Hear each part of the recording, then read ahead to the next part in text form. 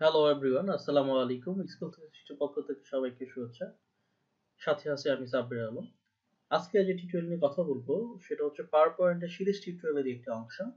আমরা কিভাবে action button add করতে পারি এবং অ্যাকশন বাটনের মধ্যে দুটো জিনিস আছে, একটা মাউস উইথ ক্লিক আর একটা আছে মাউস উইথ ওভার। আমরা দুটো আলাদা আলাদা টিউটোরিয়াল আমরা দেওয়ার চেষ্টা করবো যাতে আপনাদের বেসিকটা একদম ক্লিয়ার হয়ে যায়। তো চলুন আমরা আজকে যে জিনিসটা শিখবো সেটা মাউস অ্যাকশন অন কি অ্যাকশন বাটন মাউস ক্লিকের মাধ্যমে আমরা কিভাবে অ্যাকশন বাটন কাজে লাগাতে পারি। চলুন আমরা আমাদের ইনসার্ট ট্যাবে গেলাম। ইনসার্ট ট্যাব থেকে আমরা শেপে যাব। শেপে যে আমরা নিচের দিকে যদি যাই তাহলে এই যে নিচের দিকে দেখেন এখানে আছে আমার অ্যাকশন বাটন। এখান থেকে আপনি যে কোনো একটা অ্যাকশন বাটন আপনি নিলাম, ধরলাম এটা নিলাম, নিয়ে আমি এখানে ড্র্যাগ করে দিলাম।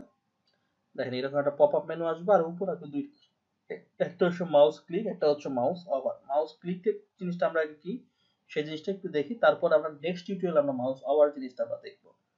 আচ্ছা, এখানে আমরা কি রান করাতে চাচ্ছি? আমরা রান করাতে পারবো। দেখেন প্রিভিয়াস স্লাইড। এই যে এখান থেকে আমি যদি গিয়ে করি, আপনি এখান থেকে সিলেক্ট করে দিতে পারবেন। এখানে আমাদের স্লাইডটা আছে 3 নাম্বার স্লাইডে আছে এটা পজিশনিংটা। তা আমি চাচ্ছি এটাকে এন্ড শোতে নিয়ে যেতে, অথবা আপনি এখান থেকে চাইলে বা আপনি এখানে ইউআরএল নিতে পারবেন, আপনি স্লাইড অ্যাড করতে পারবেন, কাস্টম শো অ্যাড করতে পারবেন, আপনি ইচ্ছা মতো আপনি এখানে যেখানে জিনিস আপনি এখানে অ্যাড করতে পারবেন, আদার ফাইলস আপনি এখানে নিয়ে আসতে পারবেন। তা আমি চাচ্ছি এই 3 নাম্বার ফাইলের সাথে 1 নাম্বার ফাইলের একটা কি লিংক আপ তৈরি করতে।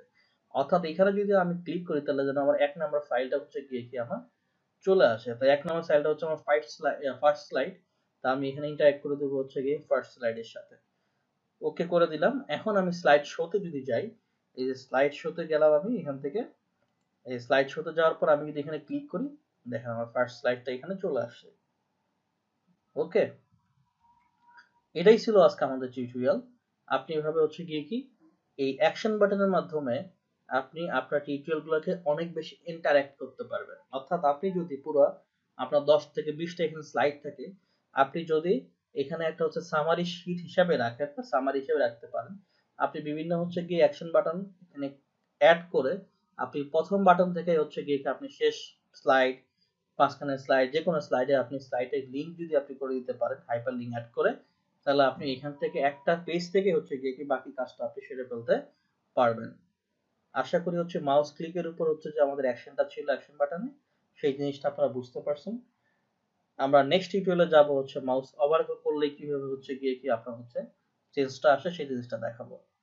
তো যারা এখন আমাদের এই চ্যানেলটিকে সাবস্ক্রাইব করেনি, প্লিজ সাবস্ক্রাইব করবেন এবং আপনি নিজে এক্সপার্ট হবেন এবং অন্যকে এক্সপার্ট হতে উৎসাহিত করবেন।